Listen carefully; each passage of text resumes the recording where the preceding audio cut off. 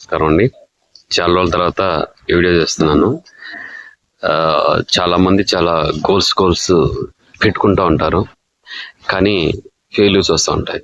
అసలు ఈ ఫెయిల్యూర్కి మెయిన్ కారణం ఏంటంటే సెల్ఫ్ డౌట్. అంటే ఏంటంటే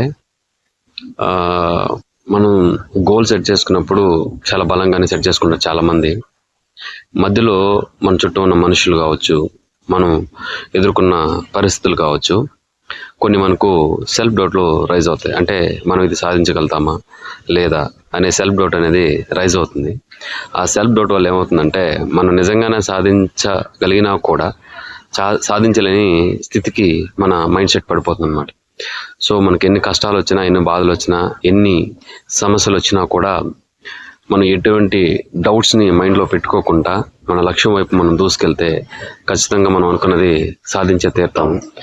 లేదంటే ఎప్పుడైనా కూడా మన గోల్ అనేది ఒక చిన్న దీపం లాగా ఉండకూడదు. ఎందుకంటే చిన్న గాలికే దారిపోతుంది.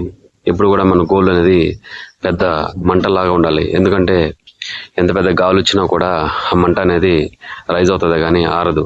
కాబట్టి మన గోల్ కూడా ఎప్పుడు కూడా మనం అనుకున్న విధంగా చిన్నది పెట్టుకోకూడదు.